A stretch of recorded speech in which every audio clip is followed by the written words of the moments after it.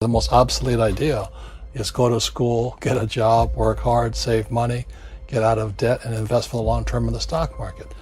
See, why would you save money when they're printing trillions of dollars? The gap between the 1% and 99% is massive. You see, it's not just money. You have to step back and look at the bigger picture. So what do you do? In every one of us is a poor person. There's still a poor person inside me. There's also a middle-class person, and the middle-class persons want security. They want that steady paycheck. And there's a rich person.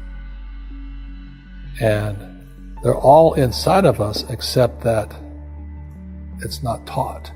You're taught to go to school, get a job, and get a paycheck. You're not taught to how to get rich. If you read Rich Dad, Poor Dad, my rich dad refused to pay me. He said the paycheck was one of the most damaging things you could take in your life. He says the moment you take a paycheck, you're an employee, and that's the mindset. So my rich dad never paid me. He drove my poor dad, government employee, nuts. You gotta pay people, you gotta pay people.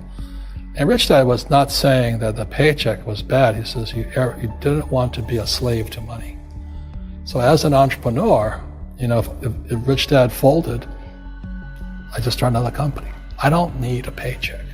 I don't need anybody to take care of me. If my government doesn't like me, I move to another country because they need entrepreneurs there. So the entrepreneur is not so much the business. The entrepreneur is really the mindset and the skill sets and the different set of rules. You see, small business does not operate in the same rules as big business. Entrepreneur is a mindset first, a skill set, and rules. And depending upon whether you're an employee or a small business, the rules are different. The mindsets are different. The skill sets are different. If you could say one thing to somebody who's never been an entrepreneur and they're thinking about making the leap of faith into becoming an entrepreneur, what could you tell them? Well, I'll just tell them the same thing.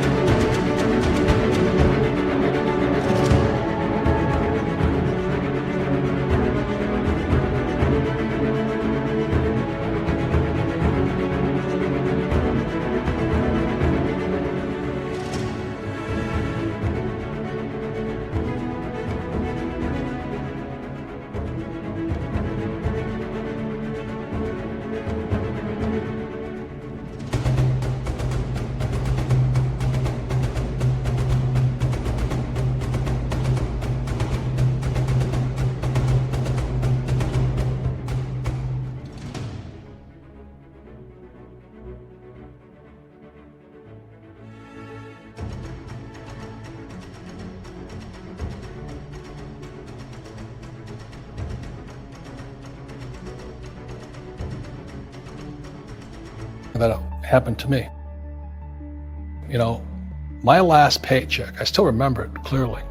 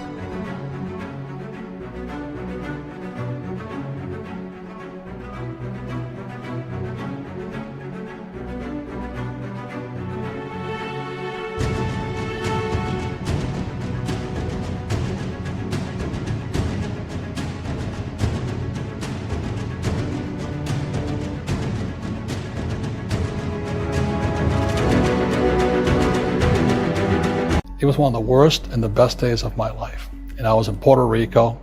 I was working for Xerox, and my boss gave me it wasn't a paycheck, it was a bonus check. I think it was about $30,000, taxable. It's the only problem with that. So I got this check and I went, holy mackerel. You know what I mean? So I was excited, but I was also disturbed. And so this other guy comes up to me, his name was John, and John says to me, he says, "You're gonna be back." I said, "Why?" He says, "Because you're gonna fail." I looked at him and said, "Look," few expletive words. because that's what he did. He left Xerox, failed, and he came back. And I said, look, you failed and you came back, but I'm going to fail and I'm never coming back. And that's the attitude. Do you know what I mean? If you say, well, if I fail, I'll go back to mommy and daddy, then that's what you'll do. So if you fail, that's when I became an entrepreneur, because I had no money. I had no money for years. You know, I didn't have a paycheck. But that's what my rich dad encouraged me to do. He says, when you don't have this paycheck, you get hungrier, smarter, and it's a test of your character. Will you become a crook? Will you become dishonest? Will you cheat and steal? Or will you become a better human being? So really, that's the benefit of becoming an entrepreneur, is you really find out who you are when you don't have anything. So you always have to look at the big picture. Too many people look at, well, what's going to happen to me? When you look at the big picture, you're also going to know that when something bad happens, something good's going to happen. Mm-hmm. But you got to prepare for whatever is coming. If you think next 20 years will be like the last 20 years, mm-hmm. you're going to get creamed. You know, when you and I go to the supermarket and we buy a carton of milk, we always check for the expiration date. But most people do not check for the expiration date on their brains. Instead of get out of debt, I get into debt. You know, I just refinanced $300 million in debt. I went from 5% to 2.5% interest. I made a fortune. Every month, more money comes in because my cost of money has gone down. So while some financial experts are saying get out of debt, I'm saying learn how to use debt. See, when I came back from in Vietnam in January of '73, the first thing my rich dad said to me was go to school to learn how to invest in real estate. It wasn't real estate, it was how to use debt and taxes. Debt and taxes make the rich richer. Debt and taxes make the poor and middle class poorer. So all the rich guys who are doctors and lawyers, or, you know, those guys, they're getting creamed and they don't know why. Doctors are getting creamed. Oh yeah, they're making more money, but the take home is less. Sure. You know, my doctor just yelled at me. He was happy. He says, "Oh, guess what? I finally made $1 million." And I said, "Yeah, this was just 3 weeks ago." And so I said, "Yeah, well, how much you pay in tax?" He says, $750,000 in taxes. So his net was about $400,000. That's not bad. But when I make $1 million, I keep $1 million. And the reason is because I don't make it by working for money. See, if you work for money, you're taxed. So that's why lesson number 1 in Rich Dad, Poor Dad is the rich don't work for money. What we do instead is we create businesses as entrepreneurs. We acquire real estate. I don't invest in the stock market. Okay? So the reason is because as entrepreneurs, I have more control over my income, how much I make, and how much I pay in taxes. And because I'm an entrepreneur as well as an investor in real estate, I pay 0 tax. So every time I make, let's say, $1 million as an entrepreneur, I immediately invested in real estate and have a 4-to-1 step up. So I put $1 million in real estate, I get $4 million from the bank. That's why I love banks. But the banks are screwing everybody else, you know, terrible, but it's good for me. That's why you say when you print, it's good for you, but when you print, it's bad for people that work for money. Because when you print, savers get creamed and people who work for money get creamed. When they print, debtors get rich. You see, debt and taxes make the rich richer, and debt and taxes make the poor middle class poorer. When we have obsolete ideas, we get obsolete results. So what's happening for most people, the idea of going to school, getting a job, working hard, saving money, getting out of debt, buying your house because it's an asset, and investing for the long term, is obsolete. The world has changed. The world changed in 1971 when President Nixon took us off the gold standard and money became debt. What if we get rid of school? Then what would happen? Would it be better if we had no educational system at all? No, I'm saying education is more important before. It's just obsolete. You know, there's Moore's Law, which states information doubles every 18 months. In other words, everything's obsolete 18 months. So, and this is just a recent phenomenon. So when you come out of school, you're already obsolete. And that's why I'm the old guy, you know. I meet my friends who went to Harvard. I went to Harvard. I said, yeah, that was how long, 50 years ago? Today, the banks are charging you interest to save money. In other words, banks don't want your money because they printed too much of it. And that's why there's this bubbles in stocks and bubbles in real estate and all this. People are dumping the cash Because as I said in here, savers are losers and cash is trash. And yet people, well, I want a high-paying job. Well, that's an obsolete idea. Get out of debt is an obsolete idea. You should learn how to get into debt, how to use debt to get rich, and they'll never teach you about taxes. The reason the 1% is way up here and the 99% are going this way is because when you print money, two things happen: inflation and taxes. It's going to crush you. And any entrepreneur thinks, I'm just going to make money, I'm going to start a business and make a lot of money because of what we talk about. They really have got to smell the roses, man. You know, that's not what the real entrepreneurs are doing. Most entrepreneurs, there's 28 million small business owners in America. 24 million are what are one-person entrepreneurs. They're called non-employee entrepreneurs. So and that's what happens is when people don't really understand what an entrepreneur does. So most big people are self-employed, but they're not really entrepreneurs. The self-employed pay the highest taxes of all, and nobody tells them that.